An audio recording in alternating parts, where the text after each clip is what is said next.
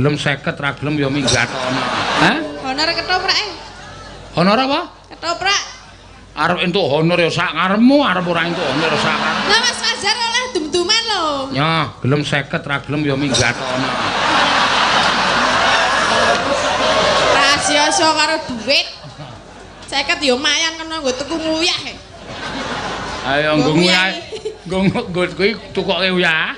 Terus kowe nyoso ember sing gedhe kae tok naik banyu anget, biuk uyah terus tok nggo kungkum. Terus digoreng. Engko ora medhu kae lho. Padake ingkung. Ingkung semono tenan dirayah. Ah sing ngakon ketoprak sapa? Fajar. Ah jaluk pacar kok. Jar ndi mau? Aku rong mbok kei lho, Mas. Ora krungu, Dek. Iya. Enggak peduli ya wis. Enggak peduli wong ya ora weruh kowe kok. Dek ora weruh kowe, dek ora isin wong ora weruh wong-wong. Iya.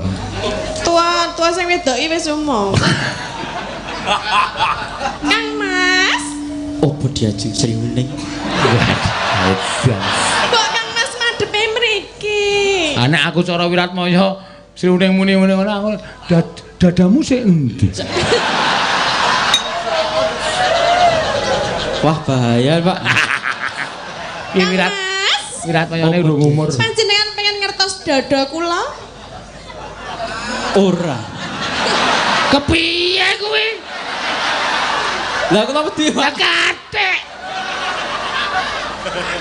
Panjenengan mboten sak ajrih lah kula nika iki bojone apa dita, Pak? Ya bojone. Nek pengen dumuk ya nggih ndang nyek. Lah aku nek meng tok nengke wae ngene iki ya kepiye? Aku ndumuk ning liyane dodo ya. Sritenan nang tasih Gandrungan karo sapa? Aduh kok niki. Kuwi aneh-aneh lho. Kaya paham-paham ae. Nek ya ora apa-apa tak turuti, tetep ku panjalukmu tak turuti Mas Fajar. Gandrungan karo sapa? Ya.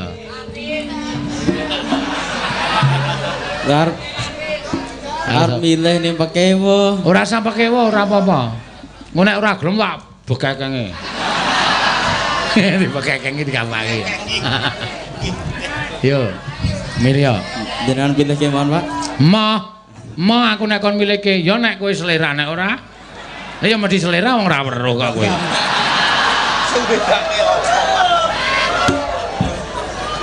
Ayo jenengan mang nyebut jenenge ora apa-apa. Sapa? Apal kok sampean? Ya. Sinten nggih, Mbak? Aku wis ngerti aku. Aku wis ngerti nang pikiranmu aku wis ngerti ya. Mesti ngarepe tulis nganggo T ya ta. Lho kok preso to, Pak? Ah, ayo Tin, wis rasa dadak. Ayo kowe lagi laris kowe. Ayo. Normal karo ora laris pokoke. Ayo Tin, ayo. Kula meneh. Hah? Saya lagi. Loh, jangan bilang begitu. Justru kamu itu diminta orang banyak itu karena mereka sayang sama kamu, suka sama kamu. Apa iya? Oh, apa iya? Ya. Pripun Mas Fajar, ketemu lagi. Iya, Mbak. Hadap sini dong. Kurang ajar kowe, kurang ajar kowe. Kowe gawe dolanan wong ra weruh kowe. Loh, ora lho nek kan kudune dia peka terhadap suara to ya. Ayo. Nah, ada, lo ya ngerti ya. aku nang endi Jal? Nek ngomong dikit. Darah kowe. Digrayai wae Mas Fajar apa. Engko nek tak omongi to, engko nek kleru kowe muni aduh tak kira gelungan nek ngono. Oh, niki enten cerita nyata, Pak. Apa, Mas? Enten cerita nyata. Lah terus napa nggih rencana tunanetra niku kula napa nggih alumni Man Klaten. Man Klaten itu mayoritas nggih weruh sedaya. Lah kanca-kancane mlaku rak mesewu. Kak ngeten. Nyapluk liya-liyane malah tekan alamate bareng ya, Pak. Alamat ngendi? Ya alamat mriko. Nek wong kenal alamate apa? Wonten. Alamate ngendi Jal omongke? Miki kowe ora mancing-mancing tin tak. Polo lho ora. Alamate moto irung ngono ki. Oh. Ya nyampluk sak. Ya, arep gandrung. Napa sampean arep gandrung napa Tatin? Sinom. Nggih. Cek jenengan ajeng gandrung. Oh, jelas. Loh, nek jenengan ora ngerti aku nang endi yo kepiye? Dek iki lho. Kowe ngerti ra iki mau. Iki mau ono adegan lucune ra diperhatikan penonton. Apa? Ini. Jelas. Iki kok datang nggo dikopiok barang ngene iki men. Lah wis senengane ngono. Ayo yo kowe, ayo. Kowe mikir arep tok kapake kok tok obah-obahke. Mboten napa-napake, Pak. Mengko teli sini napa ngono. Ayo, sinom napa-napa? Sinom. Sinom Parijata. Aku engko doyak ya. Waduh. Ya Mas. Nek gandrungan ki oyak-oyakan. Oyakan Mas, ku nek kecekel gajulun ndase. Lah piye? Lu kurang ajar banget kowe. Lah nek gandrung ki ya tuh. Iki wong ra rokok kon nguyak kowe iki. Ya ora apa-apa to. Ndak ono kok njuk kecekel barang lho. Seneng nek kowe kecekel. Nek iso nyekel aku kok tak nehi hadiah wis. Ayo, nah aku sanggup lah. Siap. Ya tenan lho ya. Aku meneng wae apa mlayu.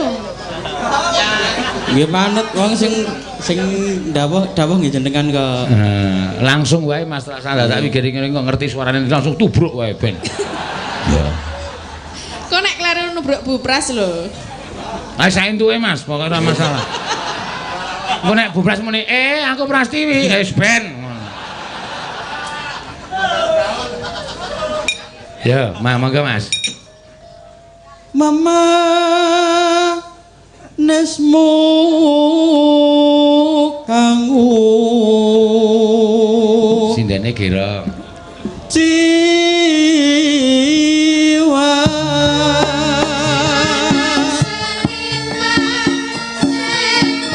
Diajeng karo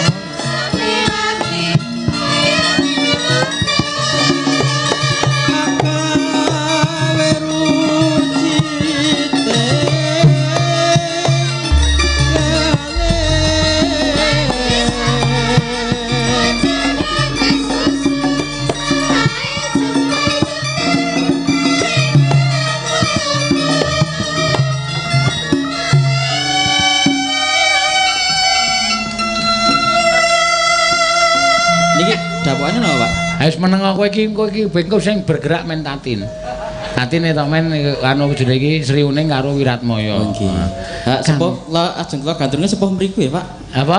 Sepuh Mbak Tatin ya, Pak. Ora apa-apa. Mboten napa nggih? Ora apa. Ora apa-apa ngono iki wis umum ya. Oh. Tua sing wedoki wis umum. Kang Mas. Opo diajeng Sri Uning? Kang Mas Wiratmaya. Iya. Menapa panjenengan menika kapang kalian kula to Kang Mas? Wis suwe nggonku ngenteni prasasat kumambanging watu item sileming palwa gabus Yayi. Aduh Kang Mas, panjenengan kok kados mengaten menika kados pundi to? Kula dadi rasane kok kayane dadaku kok mak ser-ser ngono lho. Padha. Kok Kang Mas madhepe mriki? Nek aku cara Wiratmaya Sri Uning muni-muni ngono aku dadamu sik endi? Wah bahaya, Pak. Ki Kang Mas. Wiratmayane urung umur. Panjenengan pengen ngertos dada kula? Ora. Kepiye kuwi? Lah kula wedi, Lah Pak. kathek. Panjenengan mboten sak asrih lah kula nika iki bojone padha to, Pak? Ya bojone Sri Uning karo Wiratmaya Lah kuwi. kula menika rak nggih garwanipun panjenengan to Kang Mas, kok Iya. dadak lingsem lho. Nek pengen dumuk ya nggih ndang nyek ngono. Nek mentok nengke wae ngene iki ya kepiye? Aku ndumuk ning liyane dodo ya. Lah panjenengan pengene napa? Mang dumuk. Ayo gandengan wae. Wah, Oh, gandengan ya. Goleki tanganku sing endi? Ayo. Oh modar ya. iki sing njaluk sampean dhewe gandrung lho, bareng digandrung malah modar. Jajal tanganku tak atrungke, jenengan goleki ya. Sing endi? Oh, ketemu e. Oh, panjenengan pancen pinter sangat lho, Kang Mas. Aku durung sepiro. Oh, dereng sepiro. Sadurunge kowe ngathong aku wis ngadong ket mah. Kang Mas panjenengan kok tangane kok ndredeg niku kenging menapa to? Aku ndredeg mergo lho sinten lek ngomong urung tau empun kok. Lho, mbok tau gandeng ngoten lho Pak maksude. Urung tau pripun Mas? Dipun lajengaken riyen Kang Mas. Ora apa kang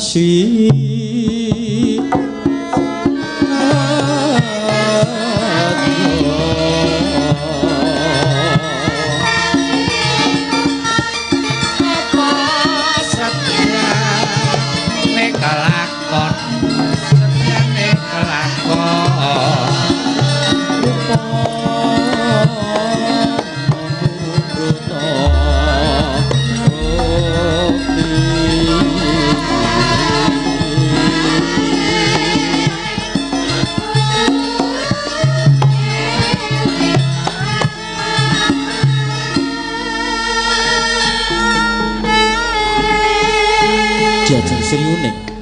Kula Kang Mas. Coba aku tak mireng suaramu kaya ngopo kanggo nambani rasa kangen ning atiku Yayi.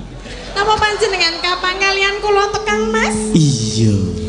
Saderengipun kula nembang, Iya. kula pengen takon. Takon apa? Nyuwun prisa. Apa to? Ketoprak. Karo bojone nek ya ora apa-apa ora. Ya ora kok tata kramane wong wedok karo wong lanang iki. Saderengipun kula badhe nyekar, kula nyuwun prisa rumiyin Kang. Iki Mas. kula nyuwun prisa riyen. Panjenengan nek dados bojo kalih kula niku pengen duwe anak pira? Jane nek Loro wae rasa Oh, hokeh-hokeh. kabeh iki kabeh. Kok meng loro to Kang Mas? Ora Loro kepengen- wae. Loro? Lek Obatnya ngopeni loro angel kok. Pengen loro lanang karo wedok? Iya ben komplit. Amin nggih Mas. Iya. Iya. Iki piye terusane tekan ngendi mau Kang Mas? Tarik tangku. Tar. Diamond kok keramik. Ayo maksudnya Napa sing wedok digeprok ya keramik ngono. Napa niki keramik? Mboten kok niki. Pak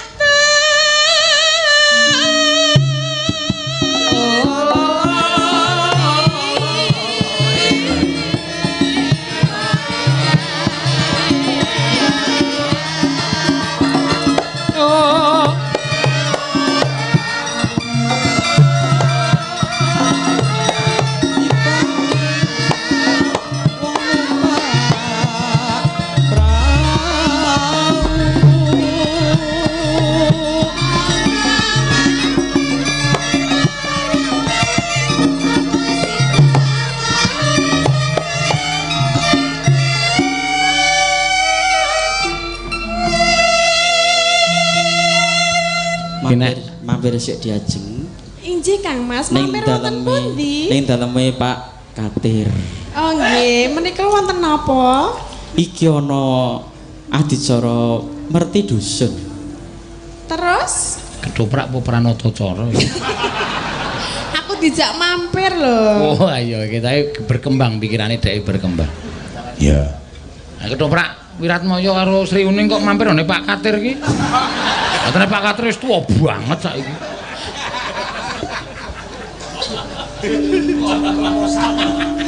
Ayo. Monggo Kang Mas. Iya.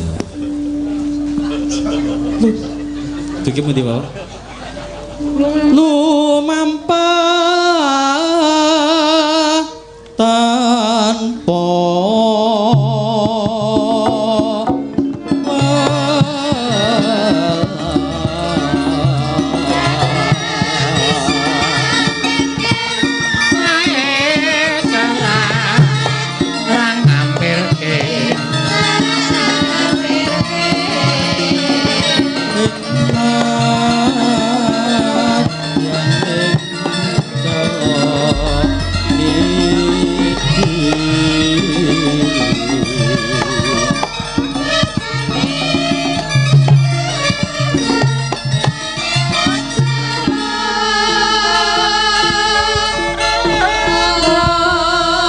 Diajeng Pripun Kang Mas?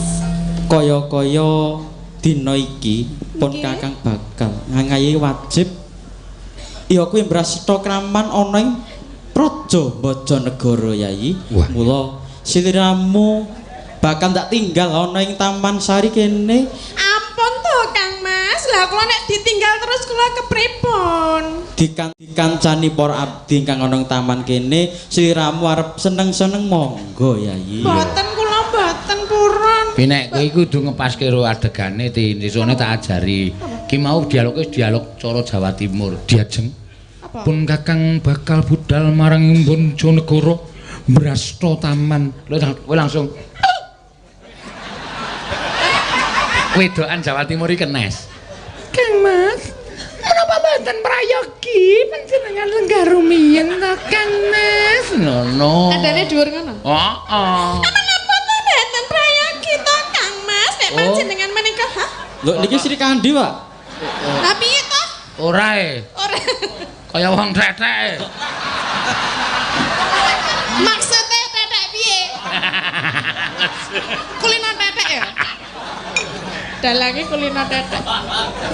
Aja ngono iki pendhuwure awake dhewe. Ah, mudah Sapa?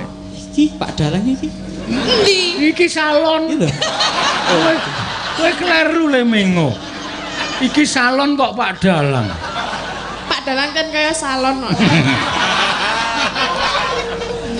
Ireng.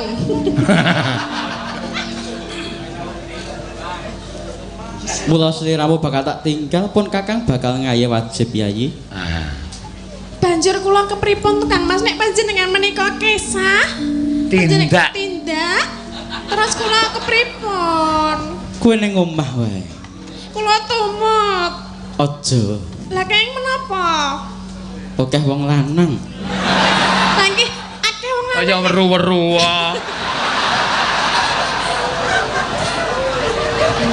Akeh wong lanang senajan akeh wong lanang ning ati kula tetep kalian panjenengan lho Kang Mas. Aduh Yayi, adikku wong ayu. Aduh. Pripun Kang Mas kula tumut nggih. Nggih Iya. Kang Mas. Tak cekel terus lho nggih. Aja Melu ya melu. ning. Durung wancine melu. Lah terus kula melune benjang napa? Sesuk rejeb ya. Kok dadak enteni sok rejeb to Kang Mas? Lah aku ki ditinggal sedina wae rasane kaya setahun lho Mas. Waduh nek suwe banget. Lah yo aku lagi pengen karo panjenengan lho. Ayo, tak bacotke tembangnya ya Yayi. Sritinan Enjih Kang Mas. Teman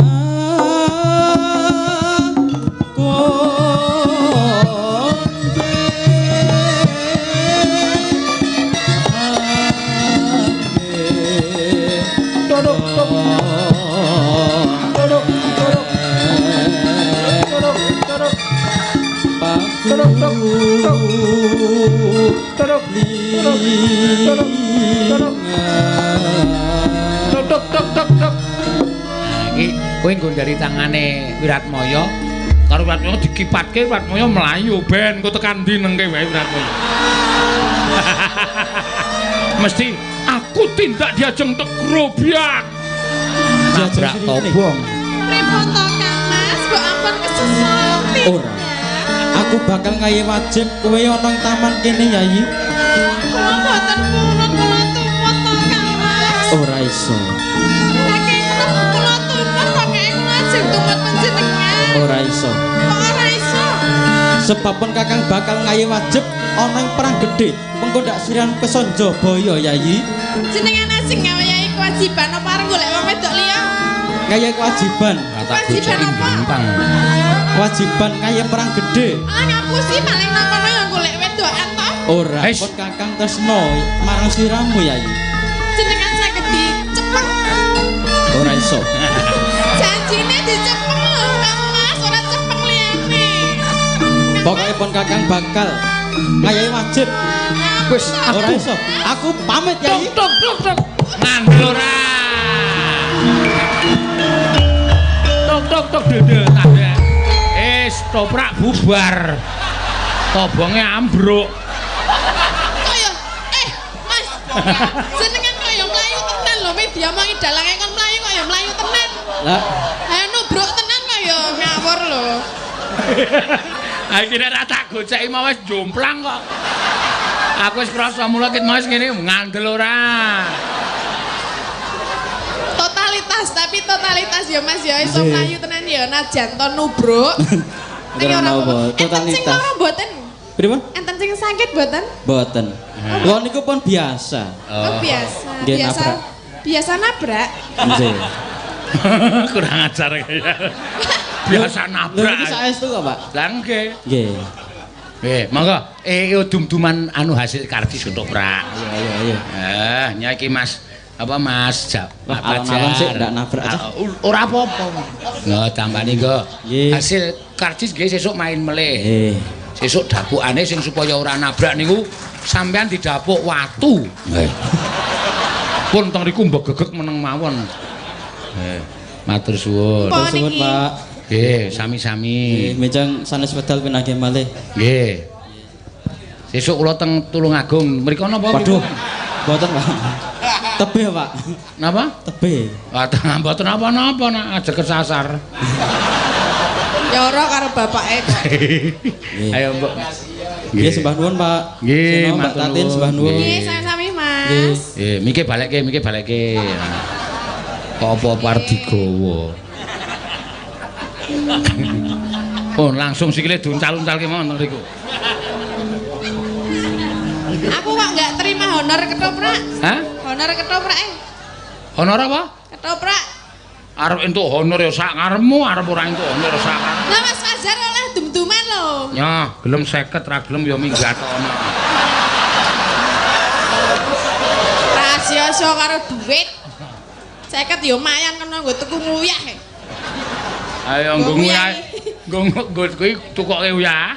Terus kowe nyoso ember sing gedhe kae tok naik banyu anget, biuk uyah terus tok nggo kungkum. Terus digoreng. Engko ora medhu kae lho. Padake ingkung. Ingkung semono tenan dirayah. Iki piye wis? Ayo ora kok iki ana pamundhutane, Lin. Ya diaturke sisan, ya. Gampang iki saka Pak Camat bangun tapan. Ya. Napa? Gugur gunung. Ora kur. Ora 50 ekor. Ya. Dewe. Ae dhewe kok ya tanggung jawab. Nek arep kur ya 50 bali ngene. Ah terus? Aku linggo kono ngukur ning 50 bali. Lah kan 50 le bayaran ketoprak. Ah sing ngakon ketoprak sapa? Fajar. Ah jaluk pacar kok. Jar ndi mau? Aku rong mbok kei lho, Mas. Ora krungu, Dek. Iya. Enggak peduli ya wis. Enggak peduli wong ya ora weruh kowe kok. Dek ora weruh kowe, dek ora isin wong ora weruh wong-wong. Iya, ora apa-apa. Iya dibawani Pak Fauzan kok, Camat Bangun Tapan. Iya, Bapak Camat, monggo. Ben Atatin men kluap-klaup dhewe. Iya. Iya. Monggo. Bawani napa langsung? Langsung bawani. Langsung. Yo, monggo, yuk.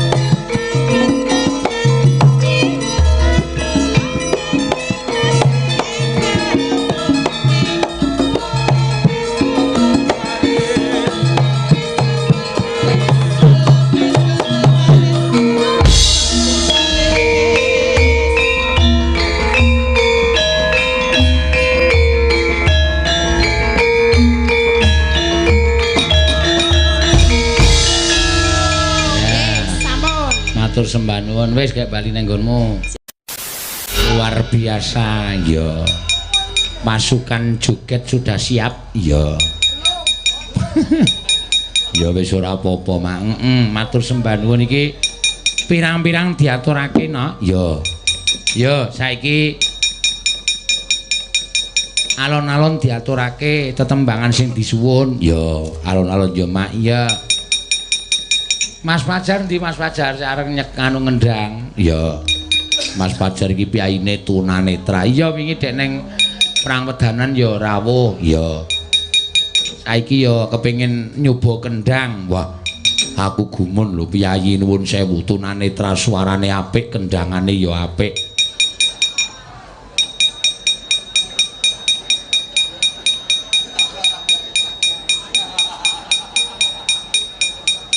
Rasa kesusu Pak, ampun kesusu. Ya. Diantu-antu pokoke ngono ya Mak. Iya.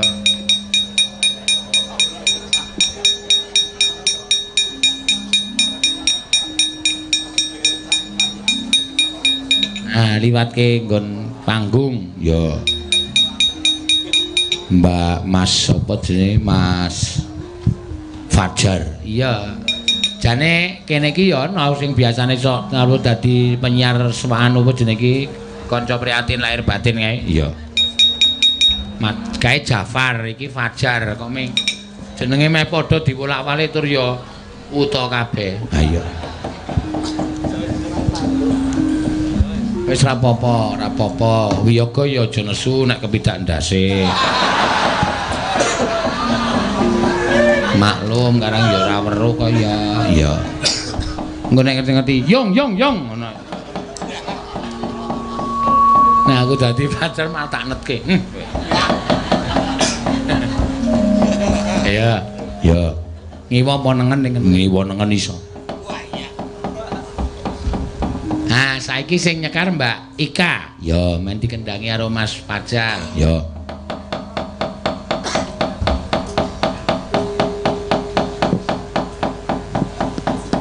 Iya.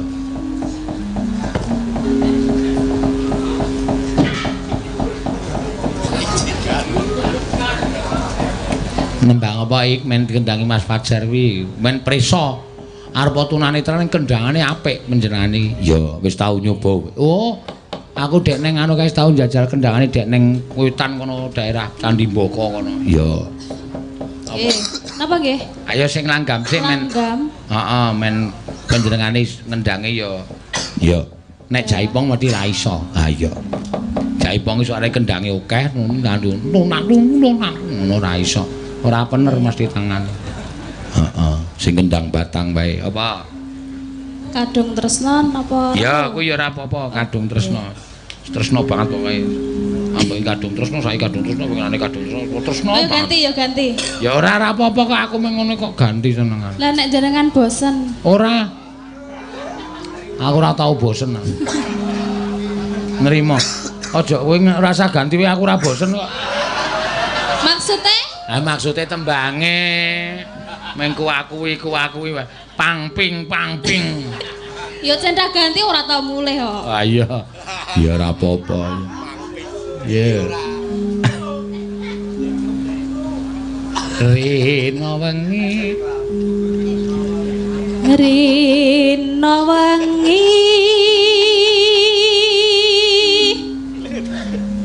dadi ati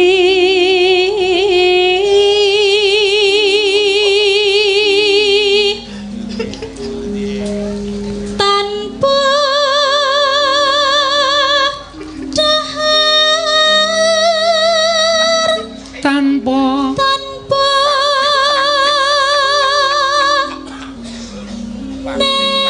nentra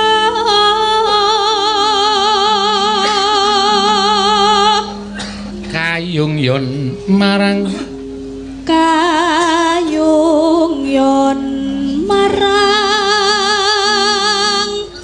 slirane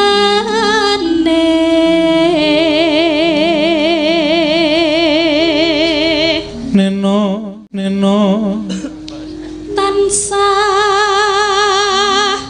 kumawang ing netra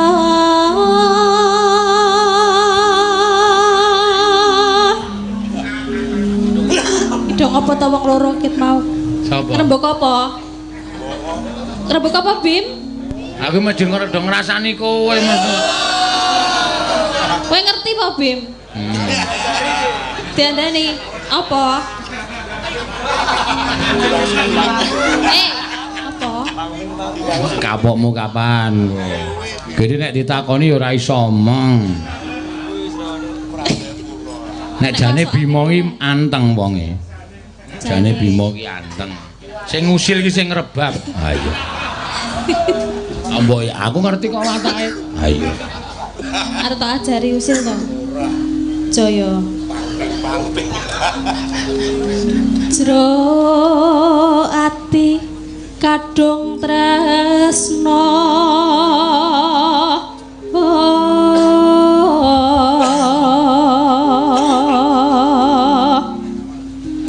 tan liya amung sliramu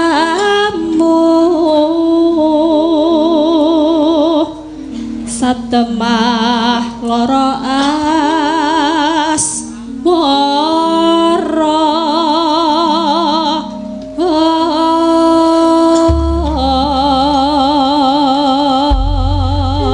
Ya, mangga. Ayo Mas. Mas Fajar siap-siap. Tangane ditumpangi nggon kendang sisan. Engko nek gayane lepas tangan malah kleru. Lamat Mus. Ora kena kendange, malah keplok. Yo. Lamat wis katon tejane yen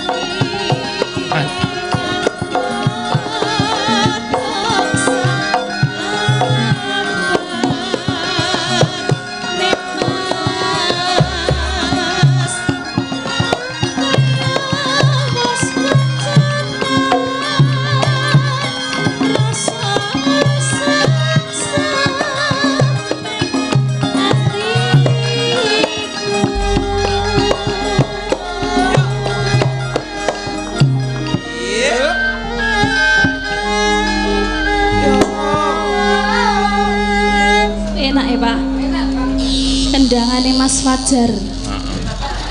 Tak tambahi ringan. Anu gareng pung.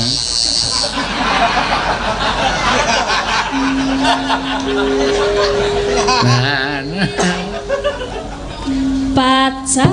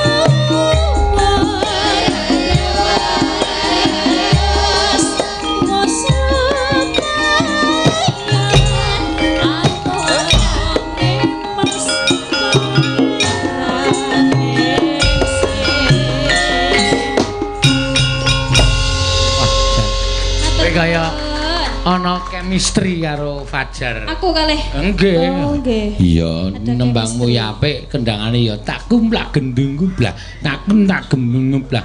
Kuwi malah iso tanggo penghayutan lho. Iya. Ayo Fajar kon nyunggi kendang. Terus kowe nang burine. Malah gayeng. Gayeng ya, Pak, viral. Iya, malah viral ayo. Nggih. Oh, ki mau wis nembang. Ki mau ki wis pesen karo aku nganu, lumantar WA. Mbok, Fajar iso WA. Iso. Saiki ana HP sing dienggo tunane netra kuwi ana. Oh, iya to. Dadi nek dipecet suarane A P ngono kuwi. Dadi dhek iso nulis. Oh, nek ora ya nganggo swara.